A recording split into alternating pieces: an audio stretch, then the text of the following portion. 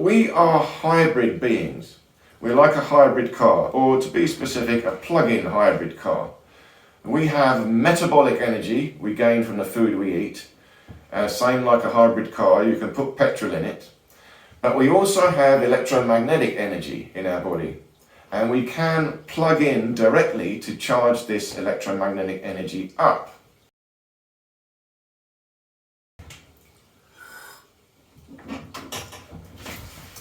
Hi there, and welcome to Body Efficiency Training.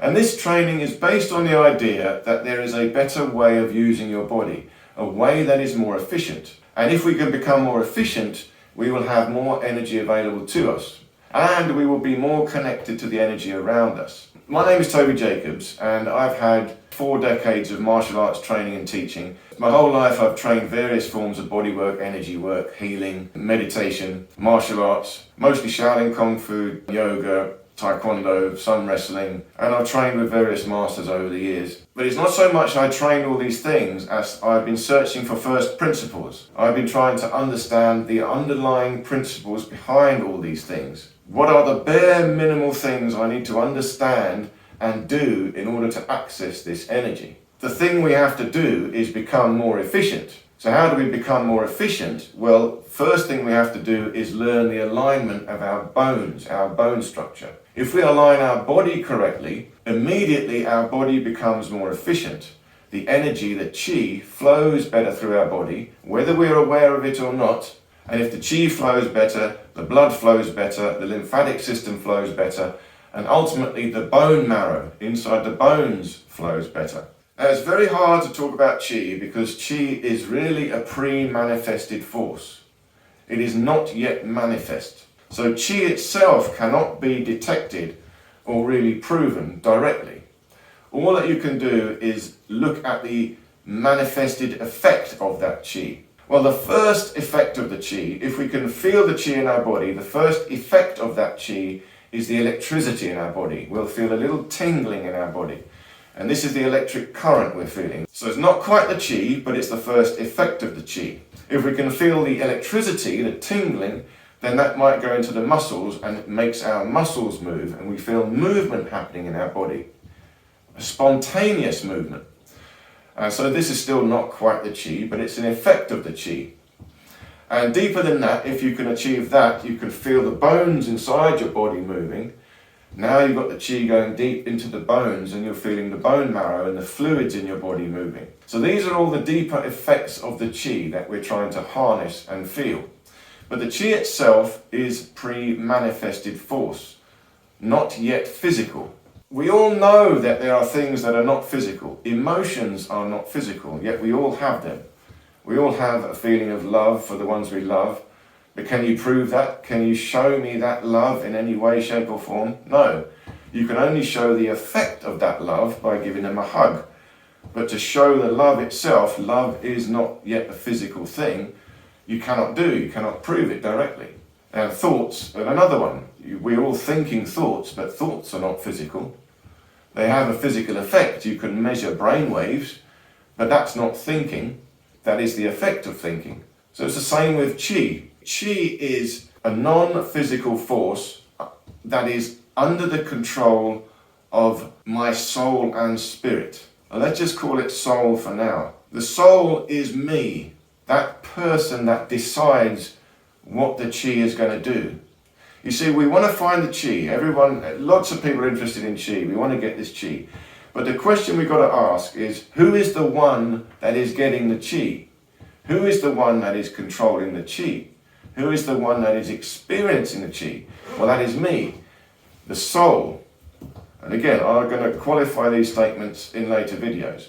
We need to engage our mind and we need to engage our intention when training chi. And in Taoist philosophy and in Qigong philosophy, there's another word called yi, intention. And Muntek Chi has a very nice way of explaining yi. He calls it mind, eye, heart, soul, spirit combined. If you combine all these 5 things together, that is your yi, your intention, or the one that is making the decision. So in order to harness chi, we really need to build our yi. In other words, we have to unify our mind, body, spirit into a single being. And ultimately that is a combined non-physical and physical being. Now let's come at this from another angle. We are hybrid beings. We're like a hybrid car, or to be specific, a plug-in hybrid car. We have metabolic energy we gain from the food we eat. Same like a hybrid car, you can put petrol in it. But we also have electromagnetic energy in our body. And we can plug in directly to charge this electromagnetic energy up. But this is like I said, a hybrid plug-in. You can plug in your hybrid and charge the battery directly off the grid.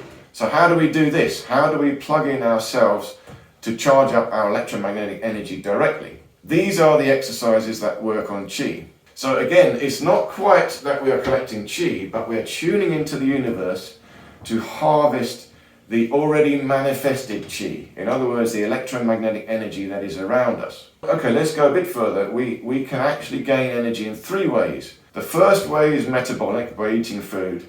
The second way is by plugging into the universe directly and charging up our battery through the electromagnetic energy. And the third way is the hardest way, is we can manifest energy directly. We can simply flat out manifest it. And that takes some discussion, and we'll work up to that. But what we're going to talk about now, and most of what we're going to talk about, is how to plug into the universe to charge up our batteries directly. And we do this still through alignment. You have to hold your body in the correct alignment. Once you get the correct alignment, you can connect your alignment to the earth beneath you and the cosmos above you. And there is a voltage difference between the earth and the sky. And we all know this, atmospheric voltage. Well, we might not all know this, but this is well known. And we're trying to tune into this atmospheric voltage and harvest some of that electromagnetic energy into our body and collect it. The ultimate goal is to plug into the universe and charge ourselves up. And this is very, very efficient, because you're not even eating food to do this. And you can do this lying down in your sleep. That's how efficient it is. But of course, the ultimate one, most efficient one, is to manifest energy yourself directly. But that requires a very intense internal control of your yi, your intention. Your mind, body, spirit connection has got to be unified very powerfully to manifest energy directly. Now, that being said, we all do all these three things all the time, but we're not aware of it. And we're trying to become aware of it, and once we become aware of it, we can harness it and we can increase it. And this is the very purpose of this body efficiency training. We become more efficient. That allows us to increase the efficiency of our metabolic energy. We're going to talk about that in time as well. Allows us to increase the efficiency of our electromagnetic energy and the ability to collect it or harvest the ambient electromagnetic energy around us. And thirdly, ultimately, we're going to learn how to manifest energy directly and instantaneously. Now, that one is the hardest one to grasp and the hardest one to believe. But let me give you an example that we all know. You must remember a time when you're feeling utterly exhausted. You've had very little sleep. You're totally shattered. You've had nothing to eat. You're so tired you can't imagine you can do anything now. You just want to lie down. You can't do anything. And then something comes to you, some excitement. You know, someone brings in something or something happens and you suddenly become excited by something. And all that tiredness is gone and you've got some energy again. You have a burst of adrenaline. But where did that burst of adrenaline come from? What stimulated that burst of adrenaline? Some situation caused you to be excited and you completely forgot your tiredness and you suddenly had some energy. And then you go and do that thing or get involved with that thing for a while until that thing is over and you suddenly remember you're tired again. So for that moment, you manifested the energy to do that new thing. And that came from your mind, or rather your spirit. A new inspiration came to you and that energy manifested itself for you to do that new thing. And we want to harness that ability. And we can. So we're going to work up to that. But for now, to sum up this talk on Qi. Qi is a pre-manifest force. And we have other names for it. Perhaps the best name for it is the ether. But the ether is a scientific word and it's got now negative connotations in the scientific world. And in fact, there hundreds, if not thousands, of different theories about the ether that are not correct. So it's got a bad connotation. But nevertheless, it is a good word because the chi is a scientific thing. It is science. And the ether is the scientific word for chi.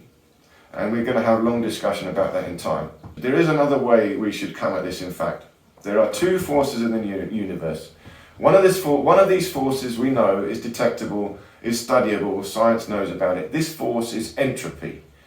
Entropy is the movement of ordered systems into chaos, or separated items get all muddled up and become and achieve homeostasis. Everything blends into dust. So entropy could be everything crumbles to dust eventually. Now we all know that, we can all watch that, we can all see that. Everything decays and crumbles back to earth. If an ordered system will crumble into chaos, there must be an ordered system to have entropy applied to it. So if there is a force that creates this disorder or this chaos, there must be a force that creates this order. In other words, there must be an organisational force. Now, modern philosophers talk about a negantropic force.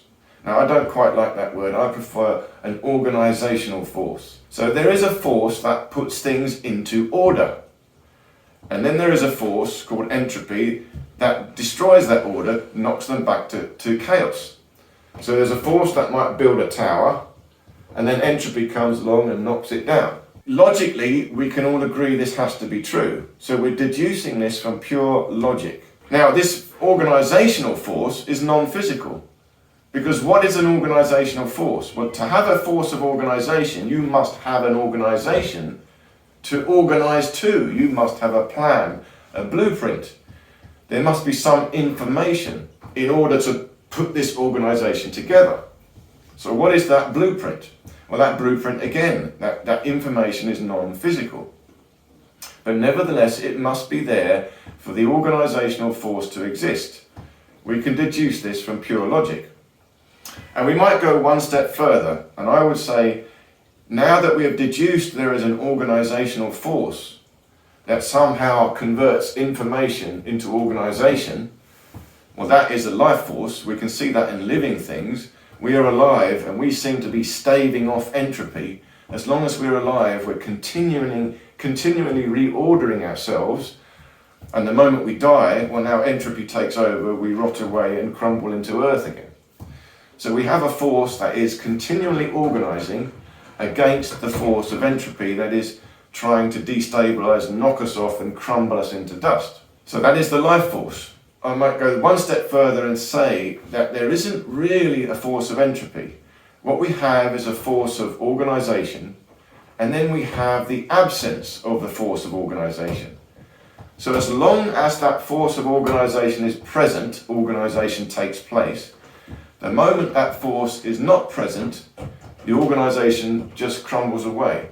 In other words, that force is no longer present, so whatever is there wants to return back to homeostasis, to inertia. So entropy is not so much a force as rather an anti-force, or just the absence of a force. And we can say this in another way. We think there is light and dark. Light and dark are not two separate things. Light is light and dark is the absence of light. Dark is not a thing in itself. The same here, we have organisational force and we have entropy, but entropy is not a thing in itself, it is simply the absence of the organisational force. And this organisational force manifests itself in all types of organisations. In other words, the entire universe has organisation going on, and that organisation is being organised, and also, when it's absent, is returning back to homeostasis. So this sort of pulsing in the universe is happening. So what is it comprised of? Well, it is comprised of this organisational force and the absence of this organisational force. So there is only chi. There is only ether. There is only this organisational force. And this training, this body efficiency training, is trying to find the most efficient ways we can tune into this force. We can find it in ourselves, and we can harness it for our direct and immediate benefit. We're going to have a lot more discussions on Qi. We have to go deep into this because we've got to understand the nature of the universe to really understand what Qi is. And the moment we understand it, we're going to find we get it. We don't get it because we don't understand it. We don't understand it, we don't believe it. You have to believe. But belief is not required if you have understanding. Understanding always trumps belief. So we're going to work up to that. So please do like and subscribe. We're going to have lots of different discussions on this from many different angles. And we're going to do practical things that you can feel this Qi immediately. We're going to do a lot of this stuff. So please do like and subscribe. And thank you very much for watching. And I'll see you in the next video.